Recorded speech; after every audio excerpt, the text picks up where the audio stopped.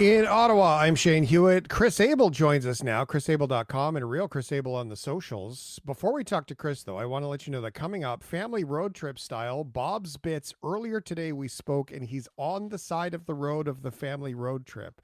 At what level was his frustration of driving for 4 days around from Surrey to the Paw, Manitoba to Medicine Hat, Alberta, and back again? We will find out coming up a little bit. And what do you do with dead flags that are worn and tattered? Apparently, you're supposed to do a few things. Would burning it actually be a solution or not? And are you okay with that? We will find out in just a bit. Now, Chris always brings robots and weird stuff. We love Chris's weird stuff. Chris Abel, how are you? Good to see you, bud. Oh, I'm doing great. Good to be here. Awesome. Now, Chris has brought in an interesting notion about parking cars. And Chris, like you see these videos online, you don't really know what's real about some of these parking garages that just take and stack your cars. And then you see these people with these drive under their houses, amazing parking garages. And then you see taxis getting their batteries changed by robots. All of it seems fantastic, but really kind of good ideas. And it looks like some of these are truly starting to unfold. So what's happening is that turns out the place for the worst parking in the world is South Korea. So South Korea has this problem more than any other place in the world in terms of residential complexes where you have lots of people living there. They need to find a parking spot for the cars, and there's just not enough spots to go around to everybody that lives within the building. And so in South Korea, this has become a real problem. How do you solve it? And what Hyundai wanted to come in and say, okay, we want to tackle this problem, but we don't want to do any of the things that you've mentioned, which is you would have to replace the actual garage structure of a building. That's very expensive. No, we want to be able to use the existing building structure. How can we do this? So Hyundai came up with a parking robot. Here's how it works. You drive up to the building, you get out of your car, and you just leave it there. A robot comes out, slides in underneath your vehicle, then lifts the vehicle up off the floor until it can slide the remaining of its robot body underneath all four wheels so that it's now carrying your vehicle on its back. It then rolls, drives back into the apartment building, goes down to the garage, and deposits your vehicle into a parking spot. The advantage is because at no point does anyone have to get in or out of the car. It doesn't have to worry about leaving enough space for car doors to open or close. So it can come into an existing parking garage structure and just pack all the cars in so tightly that you can put them door to door and not have to worry about that. That immediately frees up a whole ton amount of space. So Hyundai is saying this is a very cost-effective way to be able to increase the amount of parking space and storage for cars without actually having to make any changes to the structure of the buildings themselves. All you have to do is just buy one of their robots, of course. But it's a very flat, cool looking robot. It slides in underneath your vehicle. And then when you come back down, you want to leave, much like a valet, you then summon the robot to go and grab your vehicle and then bring it out so you can get back in. It's fascinating. There was a building in Ottawa I went to, and I bought like a table from a lady off Marketplace, and they had a garage door that didn't go anywhere. And people would drive in, and then they would get out of their car and they would walk away. And then all of a sudden, the door would open again, and it would be empty, and someone else would drive in. And I'm like, what is happening? Like, where do the cars go? Now, it wasn't as fancy as you're talking about because this wasn't built as like a robot that moves and makes decisions in a public parking place. But they had a Mm. spot that you had your parking spot down below and it knew your car when you pulled in because you put your little key fob thing and it took your car downstairs. So you never went downstairs to get your car. And so, not like robot, more like just automation system. Yeah. So, if the automation system was cool and this is able to do it in like public place park your car valet style, man, this is headed in a cool direction, Chris. Yeah, it's something that obviously we'll see how it plays out in South Korea. And if it turns out to be a great idea and people realize, oh, wait, I don't have to hand my keys over to anybody, I still get to keep them, then wow, it should turn up in other countries and hopefully here in Canada. Can we invent something right now, you and I?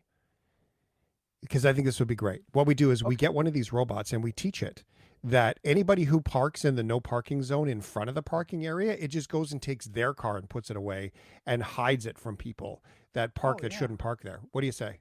Yeah, I like that. All right, it's a good deal. Definitely. Or anything, if this would reduce the amount of times that you hear a car alarm and I think it would, then that would be a big deal for me as That well. would be a big one. I would like that one too. Um, take away all the and the ones that are left idling for no Yeah. apparent reason. Yeah, that'd be another one. All right, Chris Abel is here. Chris brings us tech and so much more. Big scary pizza. Well, I'm not into scary things, but I do like pizza. Chris, pepperoni, double pep, Yeah, extra well done. this is really weird. So there's a very popular horror video game called Five Nights at Freddy's, and the idea is that it centers on sort of their take of Chuck E. Cheese. So in this video game, you encounter a character named Freddy Fazbear, and you go into this restaurant, and Freddy Fazbear and the other characters, these big, large animal characters, they of course play songs and do things and routines. They're animatronics like that.